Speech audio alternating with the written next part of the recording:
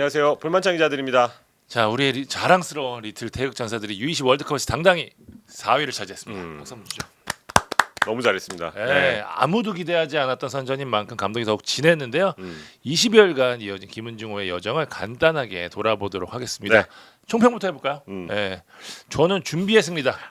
선수 쳤어. 말하고 싶습니다. 이게 잘 준비됐기에 가능했던 이변이었다라는 설명을 하고 싶습니다. 네, 저는 뭐 골짜기 세대다 이런 말이 있었지만 누구나 시작은 다 있다. 네, 그렇게 말하고 싶습니다. 초반에는 관심이 많이 좀 적었지만 그걸 이겨내고 좋은 성적 거둔 만큼 이제부터는 황금 세대라고 부르기로 하겠습니다. 네, 준비 과정부터 살펴보겠습니다. 아무래도 창 기자가 이 팀에 애정도 있고 그래서 더 자세하게 취재를 했습니다. 맞습니다. 제가 김은중 감독을 좀 오랫동안 지켜봤었기 때문에 아무래도 이번 대회 성적에 대해서 더 자세하게 이야기를 좀 드릴 수 있을 것 같습니다. 김은중 감독이 지난 2021년 12월에 선임이 됐죠. 이때 코로나가 겹치면서 사실상 협회에서 연령별 대표를 거의 방치하다시피 한 상황이었어요. 감독 선임도 늦었고 준비도 늦은 상황이었습니다. 더군다나 이번에는 아시안컵 그리고 본선 이 사이에 텀이 3개월밖에 없었기 때문에 결국 본선이 포인트라고 하면은 1년 6개월밖에 시간이 없었기 때문에 굉장히 타이트했고요. 또 아시안컵까지 온전히 1년 3개월 동안 준비에만 전념할 수 있었다는 점에서는 또 특이한 상황일 수도 있었던 그런 상황이었고요. 네. 김은중 감독이 아시안 게임 또 올림픽에서 코치를 하면서 대회 준비에 대한 확실한 노하우가 좀 쌓였던 것 같아요. 제가 볼 때는 협회와 어떻게 소통하는지 배웠고, 왜냐면 첫 소집이 2022년 1월이었는데 그때부터 본선전까지 무려 14번의 소집을 했습니다. 거의 한 달에 한 번꼴로 소집을 한 거예요. 이 연령대가 아무래도 23세보다는 프로 무대에서 좀 한 발 물러나 있는 연령대잖아요. 그러니까 한국 축구 학제를 보면 좀 애매한 세대이기도 한데 그래서 소집이 더 원활하기도 했고요. 물론 프로 선수를 자주 모으진 못했고 뭐 대학생만 뽑을 때도 있었는데 잦은 소집을 포인트로 김은중 감독이 시간이 될 때마다 선수들을 불러 모아서 관찰을 했어요. 해외에도 3번이나 나갔거든요.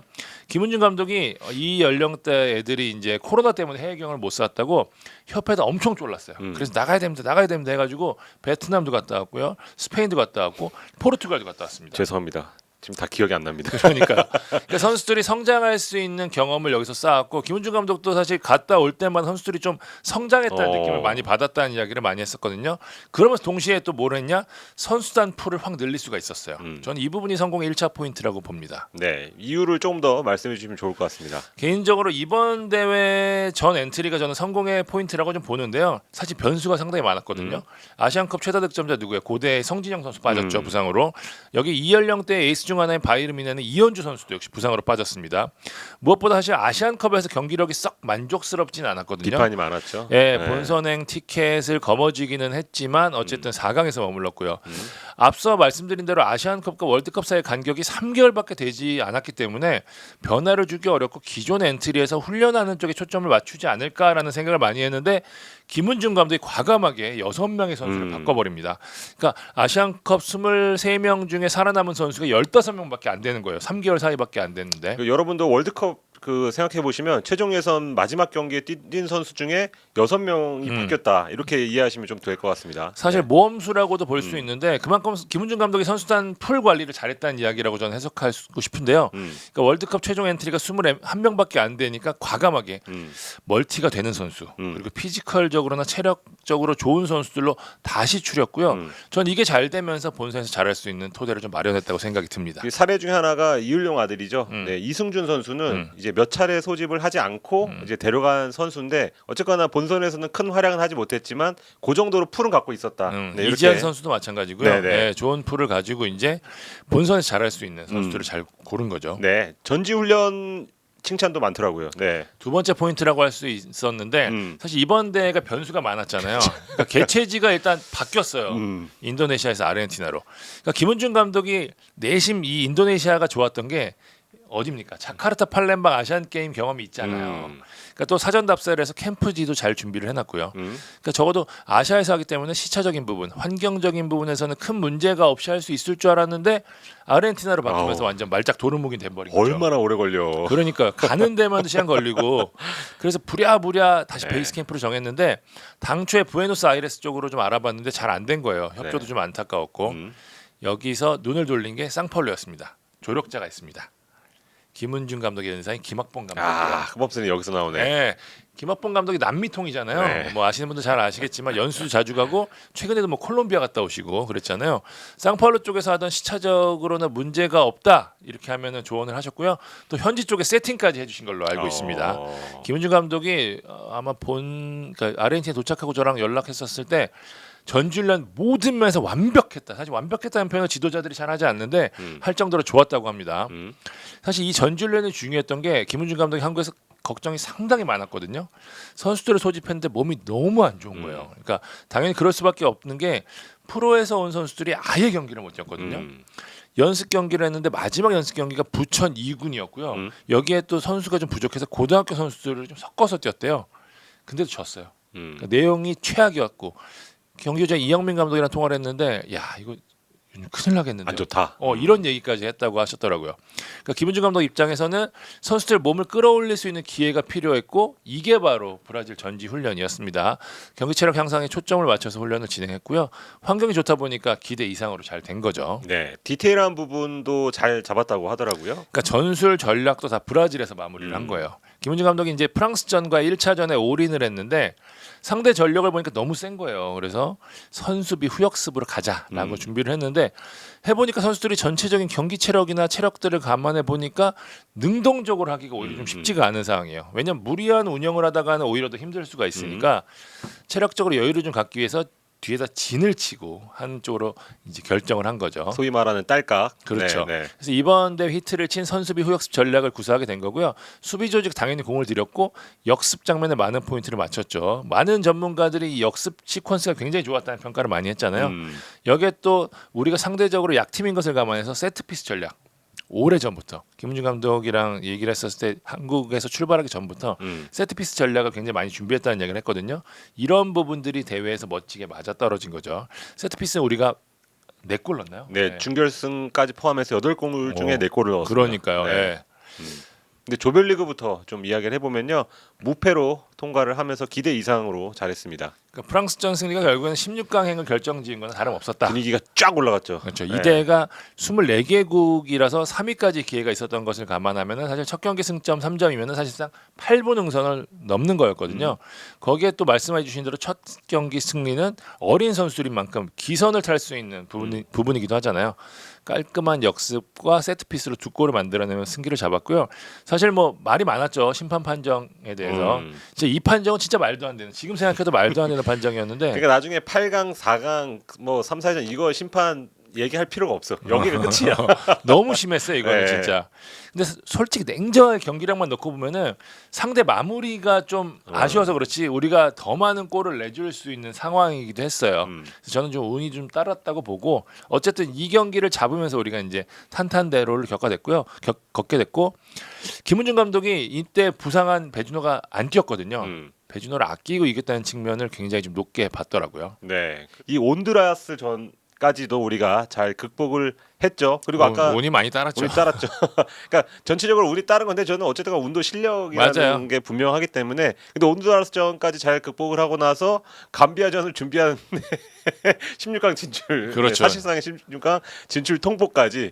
그러니까 감비아전에서는 또 약간의 로테이션까지 돌릴 수 있는 숨을 돌릴 수 있는 여유까지 전체적으로 조별리그가 이 국제대회에서 우리가 이렇게까지 마음 편히 본 적 있었나? 맞아요. 순탄했죠. 계산기도 꺼내지 않을 정도로. 맞아요. 네, 예. 계산기는 오히려 일본이 꺼냈죠. 네, 막 우루과이가 5대 0으로 이기고 저쪽이 누가 비기고. 맞아요. 네, 근데 저희는 탄탄대로를 걸으면서 16강에 진출을 했고 아, 요거 심상치 않다. 요거 2019년 대회가 떠오른다. 이런 얘기가 나오기 시작했습니다. 그럼에도 4강까지는 모르겠다. 왜냐면 뭐 나이지리아 뭐 그렇죠. 이런 팀이 있었으니까 그런 생각을 했었습니다. 저는 선수들 체력이 좀 관건이라고 봤었어요. 그러니까 에콰도르전은 개인적으로 이번 대회에서 가장 잘한 경기 중 하나라고 좀 보고 나이지리아전은 쉽지가 않을 거라고 생각을 했었거든요. 나이지리아가 조별리그에서 죽음의 조를 통과하기도 했고 또 16강에서 개치고 아르헨티나까지 잡아냈던 상승세를 탄 분위기였는데 연장 접전 끝에 승리를 했는데 이 역시 저는 김은중 감독 디테일 그리고 담대함이 빛났다라고 보는 게 일단 감비아전 말씀해 주신 대로 로테이션을 통해서 주축 선수들 체력을 아꼈고요.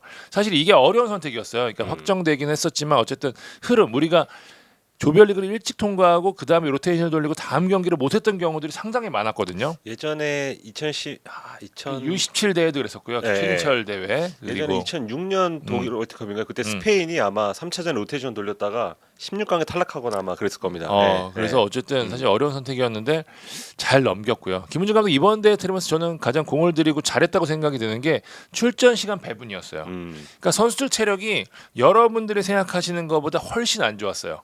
교체를 통해서 이를 메꾼 겁니다. 선수들 몸 상태를 보고 이 선수를 어느 타이밍에 바꿔야겠구나라는 걸 다 계산을 하고 간 거예요. 그러니까 물론 상황에 따라 변수가 있었겠지만 김은중 감독이 일을 상당히 잘했어요. 그러니까 저희가 볼 때 이 선수가 이때 왜 빠졌지라고 생각하는 경우들도 좀 있었을 텐데 체력적인 부분에 대한 이 변수를 계산한 거였고 체력적인 문제를 크게 노출하지 않았다는 점에서는 김은중 감독이 잘한 거고 실제로 우리가 골키퍼를 제외하고 거의 모든 필드 플레이어를 다 활용을 했거든요. 이 부분이 바로 이런 이유였습니다. 예. 네. 그러면 저 4강전은 조금 더 아쉬웠을 수밖에 없습니다. 네. 왜냐하면 두 대회 연속 결승 진출을 꿈꿨기 때문에. 그러니까요. 근데 이탈리아는 그 대회 준비 전부터 좀 얘기가 나왔던 팀이에요. 왜냐면 뭐 프랑스나 다른 우승모들은 아무래도 프로팀에 뛰는 선수들 시즌 중이기 때문에 차출이 좀 어려웠었죠. 근데 반면에 이탈리아는 거의 다 불렀어요. 거의 다 불렀죠. 카세데이로 비롯해서 막 첼시가 튀어나오고 막 인터밀란 튀어나오고 그래서 쉽지 않다. 근데 더군다나 경기력도 좋았던 그런 팀이어서 이거 진짜 벽이다. 예, 저희가 2002년 한일 월드컵 때도 잘 올라가다가 그 이천수가 얘기하더라고요. 그 4강 때 우리가 독일 이기는 줄 알았다고. 근데 막상 부딪혀 보니까 이건 벽이었죠.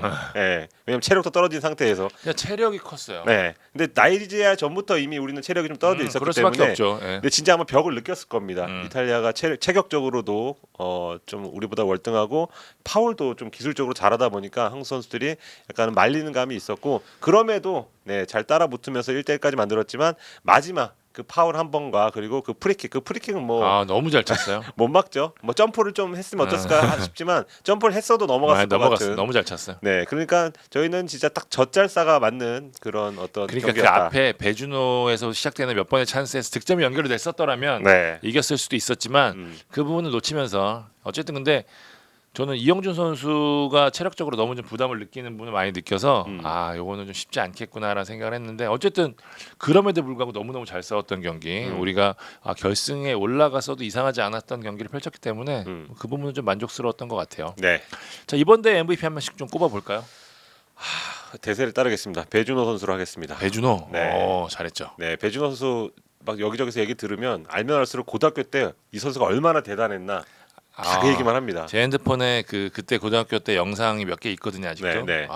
그때는 뭐라 그러지? 제가 이청용 선수 그 중학교 때 영상을 봤던 기억이 있거든요. 거의 약간 그 느낌이었어요. 네. 날아다닐 때. 네, 이렇게 몸이 가볍고 그 드리블 칠 때 확실히 템포나 이 방향 선택이 좀 달라요.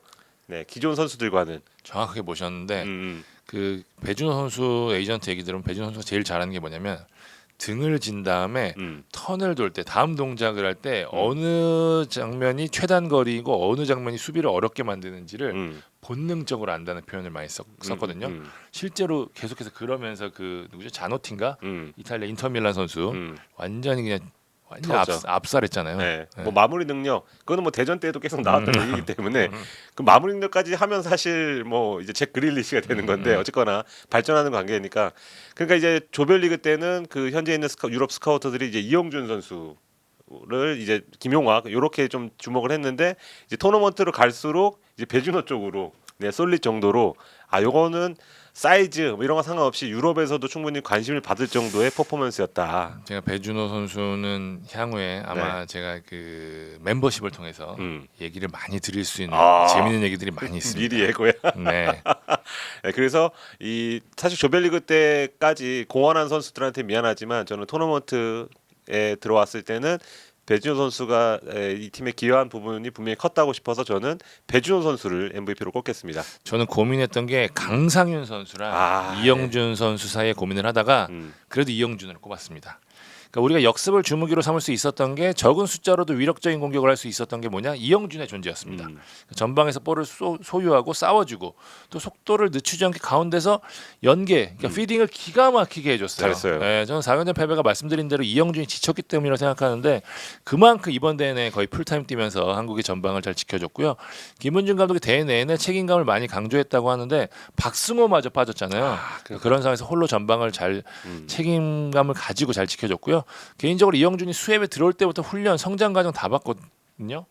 근데 이 선수가 이 정도였나 싶을 정도의 재능을 네. 받고 파괴력적인 측면만 성장을 한다면 한국 최전방에 큰 힘을 실어줄 수 있을 거란 생각이 좀 들더라고요. 네, 뭐 3골 4도움을 기록한 이승원 선수라던가, 뭐 네, 골런, 네, 최석현 선수, 최석현 선수, 뭐 김지수뿐만 아니고, 김준홍, 네, 박현빈, 뭐 전체적으로 골고루 잘했다는 것도 저는 이 팀 그 자체로 뭔가 맞아요. 계속해서 가면 다음 뭐 아시안 게임, 뭐 다음 올림픽 어떨까 이런 생각도 좀 들었습니다. 네.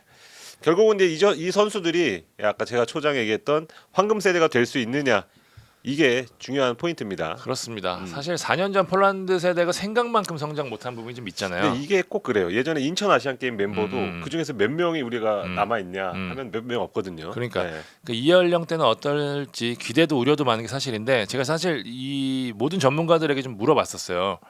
근데 다들 똑같은 데다. 결국 돌아온 뒤 소속팀에서 얼마나 뛰느냐. 아, 네. 이게 관건이라고 하더라고요. 저도 같은 생각이고요. 소속팀에서 경쟁력을 보여야 뭐 23세 대표팀을 가든지 A 대표팀을 가든지 할 수 있잖아요.